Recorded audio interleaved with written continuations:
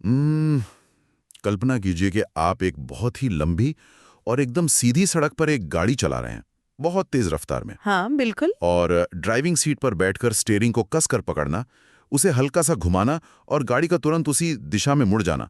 मतलब ये जो नियंत्रण का एहसास है ना, ये बहुत ही शक्तिशाली और सुकून देने वाला होता है। बिल्कुल, हमें लगता है कि हम पूरे कंट्रोल में हैं। है ना। हम मान लेते हैं कि हमारे हाथ में जो स्टीयरिंग है वो सीधे तौर पर गाड़ी के पहियों से जुड़ा हुआ है। मतलब कारण और परिणाम का एक सीधा, बिना किसी रुकावट वाला गणित है। देखिए, ये एक बहुत ही इंसानी फितरत है। हम इंसान हर चीज में एक सीधा कारण खोजना चाहते हैं। ये मानना कि हमारे पास नियंत्रण है, हमारी अपनी मनोवैज्ञानिक सुरक्षा के लिए बहुत जरूरी होता है। लेकिन जरा सोचिए, क्या हो अगर एक दिन अचानक हमें ये पता चले कि वो स्टीयरिंग व्हील पहियों से उस तरह जुड़ा ही नहीं है जैसा हम मानते थे। अरे, ये तो बहुत डरावना ख्याल है। सच में डरावना है। क्या हो अगर न्यूरोसाइंस की प्रयोगशालाओं से लेकर अर्थशास्त्र और इतिहास के पन्नों तक हर जगह से एक ही इशारा मिल रहा हो कि शायद हम उस गाड़ी को चला ही नहीं रहे हैं। आज की हमारी इस गहन चर्चा में हम बस इसी भ्रम के पीछे छिपे विज्ञान और मनोविज्ञान को खंगालने वाले हैं। बिल्कुल, और आज के हमारे स्रोत दो बिल्कुल अलग दिशाओं से आते हैं। पहला फिलॉसफी ऑफ माइंड से, जो बताता है कि विचार कैसे जन्म लेते हैं, और दूसरा सफलता, किस्मत और जोखिम के मनोविज्ञान से। एकदम सही। तो आज का हमारा मिशन यही है, ये खोजना कि एक इंसान का अपने जीवन और परिणामों पर असल में कितना नियंत्रण होता है, भीतर उसके दिमाग से लेकर बाहर की सफलता तक। तो शुरू करें। हाँ, इस पूरी पहेली को समझने के लिए सबसे पहले हमें उस जगह जाना होगा जहां से नियंत्रण का सबसे पहला एहसास शुरू होता है, यानी हमारा अपना दिमाग। जब हम कहते हैं कि हम कोई फैसला ले रहे हैं, तो वो प्रक्रिया असल में क्या है? चलो इसे थोड़ा खोल कर देखते हैं। ये जो माइंड या दिमाग का कॉन्सेप्ट है ना, सच में बहुत उलझा हुआ है। मतलब क्या बिना भाषा वाले जानवरों के पास भी विचार होते हैं? बहुत अच्छा सवाल है। या जैसे जब किसी को शारीरिक दर्द होता है, तो क्या वो महज कुछ नसों का फड़कना है, या उसमें कोई ऐसा मोटिवेशनल तत्व छिपा है जो शरीर को उस दर्द से दूर भागने का आदेश देता है? ये एक महत्वपूर्ण सवाल खड़ा करता है। करीब 400 साल पहले फ्रांसीसी दार्शनिक रेने डिस्कार्टेस ने इस माइंड बॉडी समस्या को दुनिया के सामने रखा था, जो आज भी विज्ञान के लिए एक बहुत बड़ी दीवार है। अच्छा, डिस्कार्टस ने क्या कहा था? उन्होंने एक बहुत ही बुनियादी बात कही थी। विज्ञान हमें बताता है कि ये पूरी दुनिया, ये पूरा ब्रह्मांड भौतिक कणों, मतलब मटेरियल पार्टिकल्स और मॉलिक्यूल से बना है।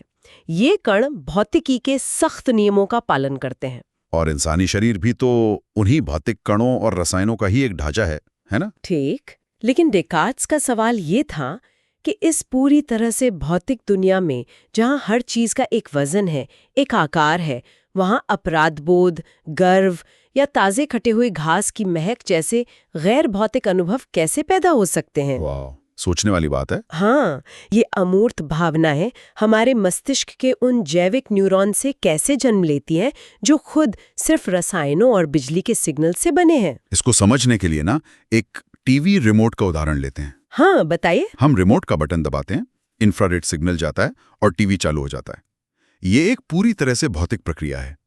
लेकिन इंसान के मामले में ये ऐसा है जैसे बिना बैटरी और बिना सिग्नल वाले रिमोट से टीवी चालू हो जाए। कैसे? जैसे कोई व्यक्ति सड़क पार एक मैकडॉनल्ड्स का साइन देखता है जी। उसके अंदर एक विचार आता है कि मुझे बर्गर खाना है। हाँ, अब ये विचार पूरी तरह से अमूर्त है, इसका कोई वजन नहीं है, कोई आकार नहीं है। बिल्कुल, विचार का तो कोई भौतिक रूप नहीं होता। लेकिन अगले ही पल वो बिना वजन का विचार हमारी भौतिक मांसपेशियों को आदेश देता है और हमारे पैर हमें सड़क पार करा देते हैं।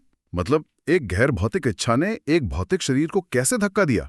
यही तो, विज्ञान की नजर से देखें तो हर भौतिक क्रिया के पीछे एक भौतिक कारण होना चाहिए। एक परमाणु दूसरे से टकराता है तब कुछ होता है। सही बात है। न्यूरोसाइंस आज इतना आगे है कि वो ये सटीक रूप से बता सकता है कि जब नंगे पैर किसी नुकीली चीज पर पड़ते हैं तो रीढ़ की हड्डी से होते हुए मस्तिष्क तक कौन से न्यूरॉन्स फायर होते हैं। मतलब वो पूरा मैप बना सकते हैं। हाँ, वो दर्द के रास्तों का नक्शा बना सकते हैं। लेकिन विज्ञान ये नहीं समझा सकता कि केवल कुछ अणुओं के टकराने से चेतना या वो दर्द का एहसास क्यों पैदा होता है। इसे दर्शन शास्त्र में मेंटल कॉजेशन की समस्या कहा जाता है। मतलब विज्ञान हमें ये तो बता रहा है कि मशीन के पुर्जे कैसे काम कर रहे हैं, लेकिन उन पुर्जों के रगड़ खाने से एक विचार या भावना कैसे बन रही है, ये अभी भी एक रहस्य है। बिल्कुल। क्या हमारे विचार खुद भी सिर्फ मस्तिष्क की भौतिक प्रक्रियाएं हैं?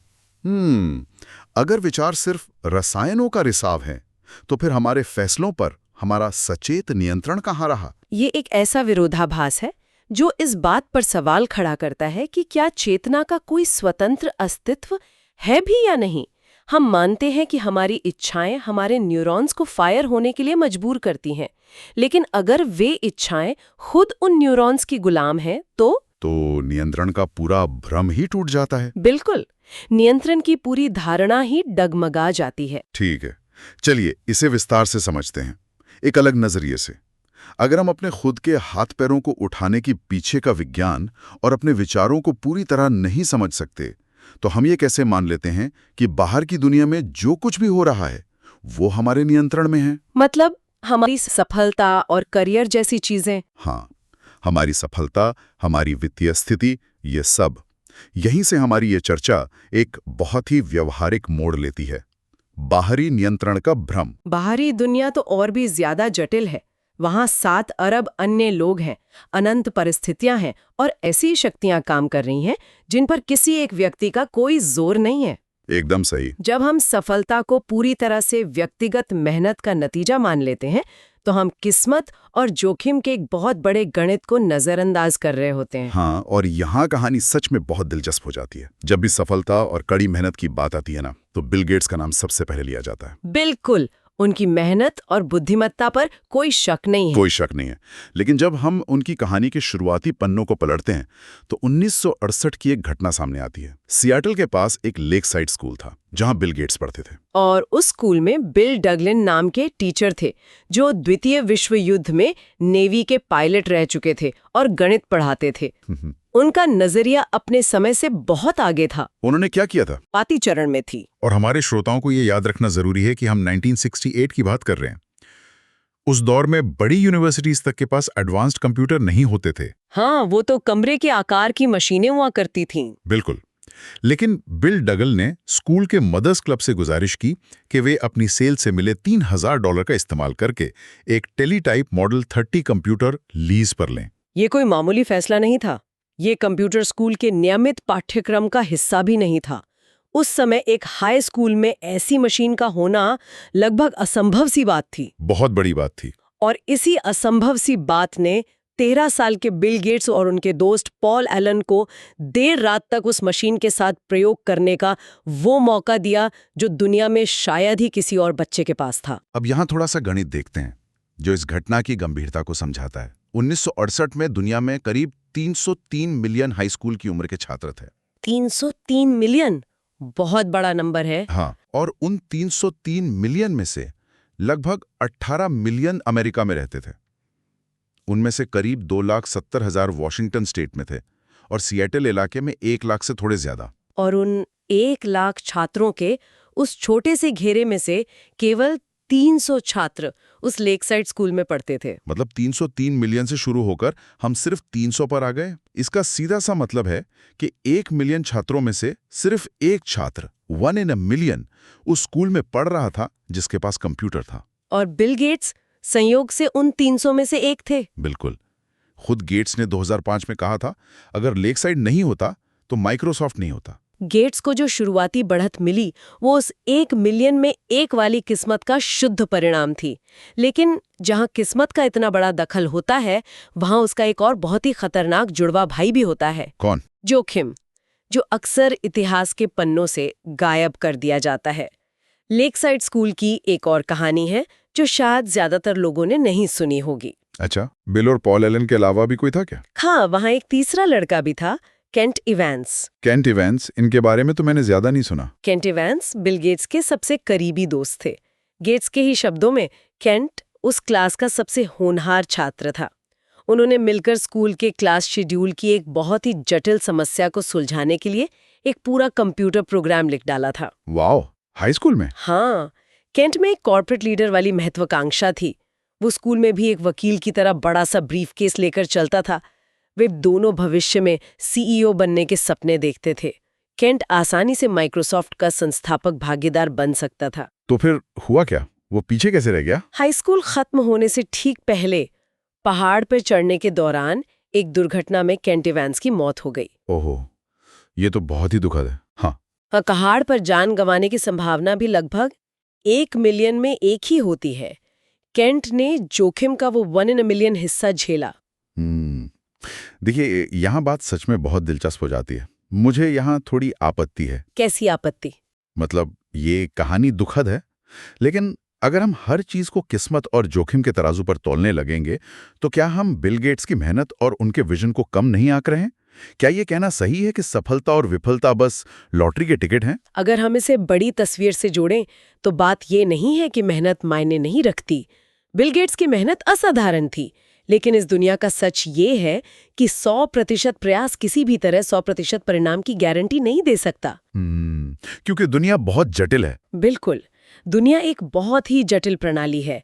किस्मत और जोखिम इस बात का प्रमाण है कि हमारे जीवन के परिणाम अक्सर व्यक्तिगत प्रयासों की सीमा से बहुत बाहर की शक्तियों द्वारा तय होते हैं। मतलब हर एक सफर बिल गेट्स के पीछे एक केंट इवांस होता है। हाँ, जो शायद उतना ही काबिल था, लेकिन जीवन के इस रूले में जोखिम वाले हिस्से की तरफ आ गिरा। तो अगर किस्मत और जोखिम की भूमिका इतनी ही स्पष्ट है, तो हम लोग इस पर बात करने से इतना कतराते क्यों हैं? नोबेल पुरस्कार विजेता अर्थशास्त्री रॉबर्ट शिलर का एक बहुत ही दिलचस्प अवलोकन है इस पर।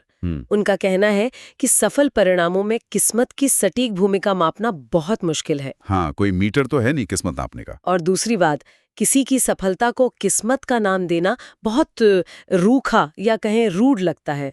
इंसान का दिमाग इतनी अनिश्चितता बर्दाश्त नहीं कर सकता, इसीलिए हम सरल कहानियां गढ़ लेते हैं। हाँ, हम सरल कहानियां पसंद करते हैं, और इस चक्कर में हम एक दोहरा रवैया अपनाते हैं। दोहरा रवैया? वो कैसे? जैसे जब कोई दूसरा विफल होता है, तो हम कहते हैं कि उसने खराब फैसले लिए होंगे, लेकिन जब हम खुद विफल होते हैं, तो हम उसे जोखिम या बुरी किस्मत कह देते हैं। बिल्कुल सही कहा। ये व्यापार की दुनिया में बहुत दिखता है।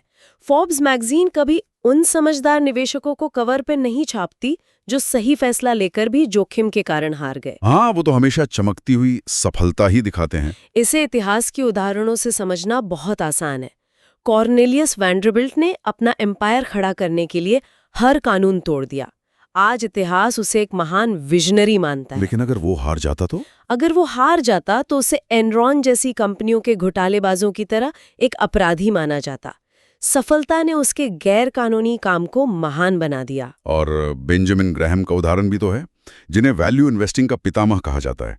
उनकी सबसे बड़ी सफलता जाइको स्टॉक से आई थी, जिसने डाइवर्सिफिकेशन का उनका खुद का नियम तोड़ दिया था। हाँ, उन्होंने अपना सारा पैसा उसी में लगा दिया था। हाँ, और मार्क जुकरबर्ग ने जब $1 अरब का ऑफर ठुकराया, तो वो जीनियस कहलाए, जबकि याहू ने ऐसा ही किया तो लोगों ने बेवकूफ कहने लगे। यहाँ जो बात सबसे आकर्षक है वो ये है कि प्रेरणादायक साहस और मूर्खतापूर्ण लापरवाही के बीच की रेखा बहुत पतली होती है। बहुत पतली, हाँ। इतनी पतली कि अक्सर ये घटना के बीच जाने के बाद, यानी हाइंडसाइट में ही दिखाई देती है।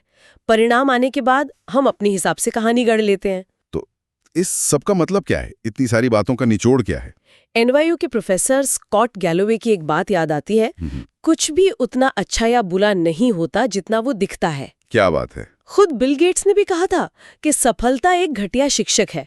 ये समझदार लोगों को सोचने पर मजबूर कर देती है कि वे कभी हार नहीं सकते। इसीलिए वॉरेन बफे जैसे अत्यधिक चरम उदाहरणों की हूबहू नकल करने के बजाय हमें व्यापक पैटर्न पर ध्यान देना चाहिए। जैसे कि शोध दिखाता है कि जिन लोगों का अपने समय पर नियंत्रण होता है, वो अधिक खुश रहते हैं। ये एक व्यापक पैटर्न है। और इस पूरी चर्चा की सबसे बड़ी सीख शायद क्षमा और समझ है। क्योंकि सफलताओं में किस्मत का और विफलताओं में जोखिम का हाथ होता है। इसलिए हमें खुद को और दूसरों को जज करते समय थोड़ी नरमी दिखानी चाहिए। बिल्कुल, हमें ये स्वीकार करना होगा कि हम इस खेल के इकलौते खिलाड़ी नहीं हैं। सही कहा। और इसी विचार के साथ मैं अपने श्रोताओं के लिए एक अंतिम बहुत ही गहरा सवाल छोड़ना चाहता हूँ। जी बताइए। अगर हमारे विचार, हमारा माइंड पूरी तरह से हमारे शरीर के उन भौतिक न्यूरॉन्स पर निर्भर हैं जिन्हें हम नियंत्रित नहीं कर सकते, और अगर हमारी सफलता या विफलता बाहरी दुनिया के उन 7 अरब लोगों की जटिलताओं और किस्मत पर निर्भर है, तो क्या वो चीज जिसे हम स्वतंत्र इच्छा या फ्री विल कहते हैं सच में मौजूद है, या फिर ये फ्री विल भी हमारे दिमाग द्वारा गढ़ी गई सिर्फ एक और सरल कहानी है ताकि हम इस बेतरतीब ब्रह्मांड में खुद को सुरक्षित और नियंत्रण में महसूस कर सकें? सोचिएगा जरूर।